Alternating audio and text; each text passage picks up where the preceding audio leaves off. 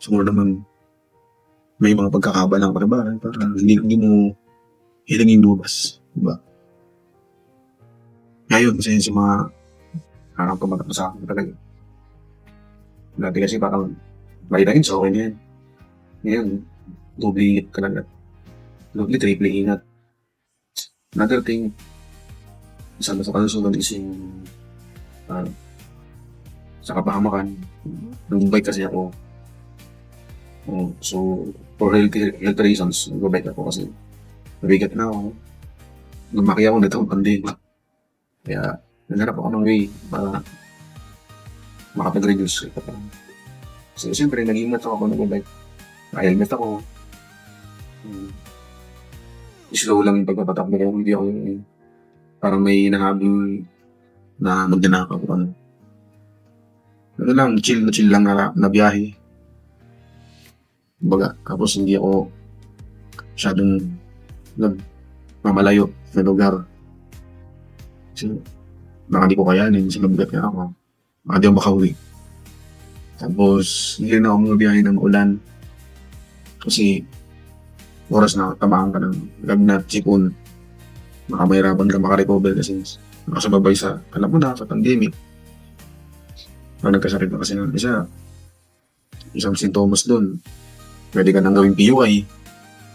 Kaya dapat talaga mag-ingat. Kaya kayo din, kaya rin yun yung ginagawa ko tsaka yung ginagawa ng iba na nag-ingat talaga. Hindi mo naman sinabing PPE kayo, pero yung mga sinabing guidelines, siguro, sana gawin nyo din. Thankfully, from the time na nag-start, nung March yung lockdown, until now, hindi ako tinamaan ng sakit. Nagkaroon ako ng kaunting sipon o kaunting ubo. Pero it lasted around 2 to 3 days lang, wala na. Minsan nga, oras lang, pag ininom ko ng gamot, okay na ako. Kasi tulog ko ng tubig, ganyan. Kaya, guys, ingat lagi. Keep safe. Sumunod, yung mahalaga din to. Actually, lahat ng sinabi ko mahalaga. Pero, isa to sa mga pinaka-dapat tandaan niyo na dapat palagi tayong sa batas. Sabi ko nga kanina, na palagiin natin na makinig sa sinasabi ng IATF sa balita, mga polis, mga barangay, na yung protocols, yung health protocols, sundin natin. Hanggang din sa alang-alang yung kalusugan natin para sa konting kasiyahan. Kasi tayo rin nag-suffer niyan, pamilya natin nag-suffer niyan. Dadaan ka sa point na dapat ginawa ko to, dapat ginawa ko, dapat sunod ako. Magiging ko yan lahat. Kung ano yung programa ng gabi yan, natapos yung lahat ng ito. Dapat sundin natin, huwag natin hanapin yung dutas nila. Kasi pati sila hirap din. Mahirap din nagpatakbo talaga ng isang lugar, isang bayan, isang bansa. Pag matitigas ang ulit ng mga taga-sunod. Kasi nasa sa atin yan eh. Nasa gobyerno yan. Lagay na natin isunod. Hindi tayo magiging safe. Nagtatao ka, tandaan na, malaki ka na. May sarili ng pag-iisip. Alam mo na yung tama't mali. Dapat gawin mo. Kasi unang-una matutulong mo sarili mo, pamilya mo. Kung marami kayong gagawa nun, buong community, diba? Buong bansa. Nawalan tayo, at least, kukunti man lang, diba? Mababawasan. Hopefully, mawala, diba? Okay, may bago na namang strain ng virus mula sa UK. Although wala pa dito sa atin, pero ngayon meron ng ganyan na naman, dapat natuto na tayo sa unang virus pa lang. Dapat yata sabihin mo yung mga otoridad, hindi natin. Lalo pag lalabas na, hindi ko, nakasalubong na. Maka daw kung pala, nakausap mo, meron pala, diba? Hindi ka nag-ingat, alam mo okay lang. Tapos ka. Kaya, para makatulong tayo sa bansa, yun lang gusto ko. Sana matutunan nyo din, gaya ng natutunan ko. Na wala sa masamang inagad sa atin. Ang gusto nila is matapos na to. Napagduhan natin. Ang sakit na ng 2020. Alam ko na mamuring. Diba? Kaya makapagtulungan na tayo. Yung huling-huli naman, natutunan ko is dapat gumawa ka ng mga bagay na nakapagpasaya sa'yo. Kung nag-enjoy ka, tutulungan ka emotionally, physically, spiritually, basta lahat ng may na alam na rin.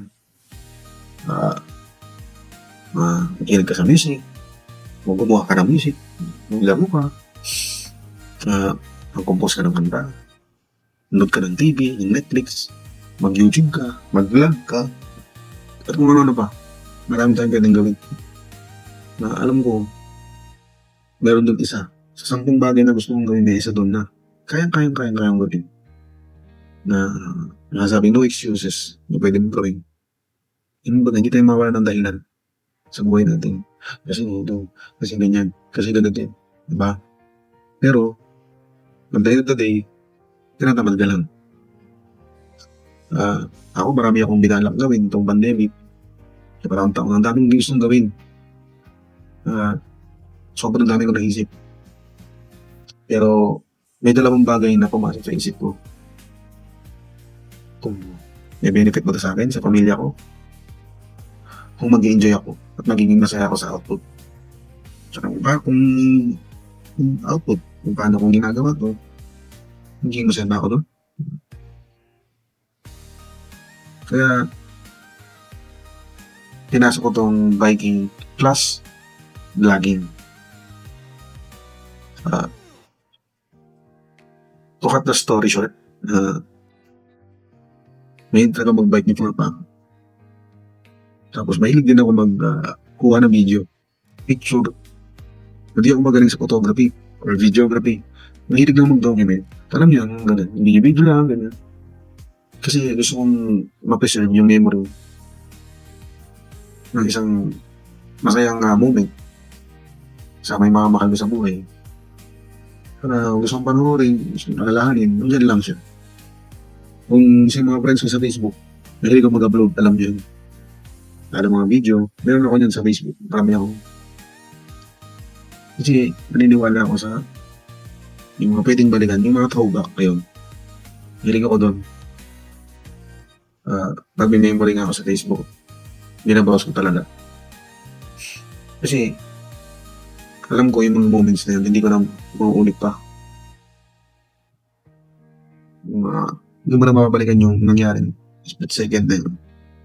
Kaya, nakakatulong para sa akin yung pagkuha ng picture, videos. Another thing is yung pagbabike,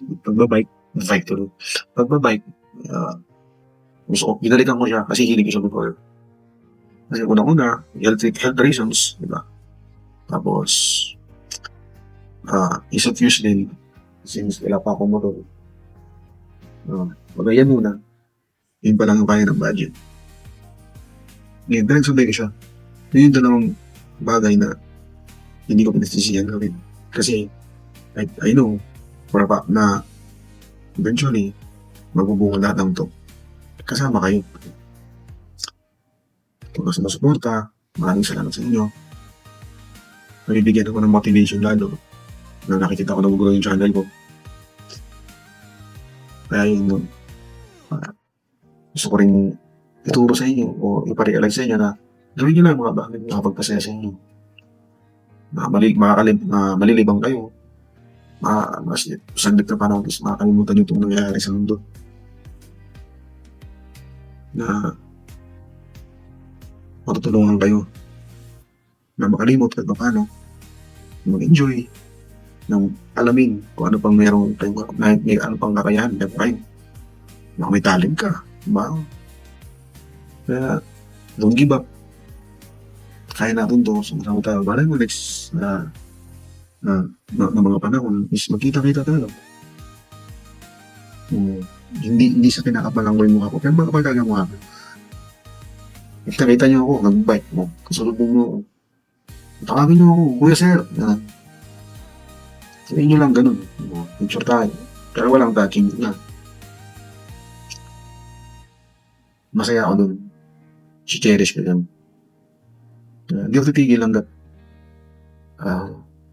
may panahon ako mag-vlog. May kwento akong pwedeng ikwento sa inyo. I-share sa inyo. May tao akong pwedeng tulungan. Nabigyan ng advice. Kaya kung may gusto kayong mapag-usapan na topic, pwede nyo rin comment below sa any of my videos kasi tap-nyo ako sa comment section. Pupusuhan ko yan. Kahit dislike, tatanggapin ko. Kasi doon ko malalaman kung kaya ako mag-drawing yun. Kaya kayo, subukan nyo rin gawin yung mabang yung mag-process nyo. Okay lang ulit na ako. Pero, yun yung message ko. Kaya, huwag yung malilimutan na may energies.